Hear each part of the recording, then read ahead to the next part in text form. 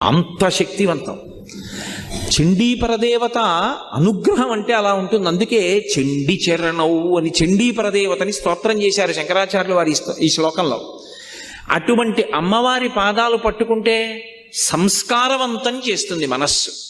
ఇక్కడ మీరు నన్ను ఒక ప్రశ్న అడగచ్చు, ఏమండి ఒకవేళ అసలు కోర్కెల మీద వ్యామోహం పోక, అసలు వ్యామోహం అనేటటువంటిది పోతే కదండి ధర్మబద్ధం చేసుకుందామన్న కోరిక. ఆయన అలా చెప్తాడు కానండి, ఏడాదికి ఒకసారి వచ్చి ఇవన్నీ అనుభవించడంలో ఎంత సంతోషంగా ఉంటుంది. ఏమిటి ధర్మచట్రం అని పట్టు కూర్చుంటే ఎక్కడ తీరుతాయండి? రోజు చేసే పుణ్యం చేస్తున్నాం కదా, ఇవి నడుస్తాయి అని అంటావేమో. అందుకే అలా నన్ను నేను నిగ్రహించుకోలేకపోతే, ఒకవేళ ధార్మికమైన జీవనం నేను చెయ్యలేకపోతే ఎవరితో చెప్పుకోవాలో తెలుసా విషయం?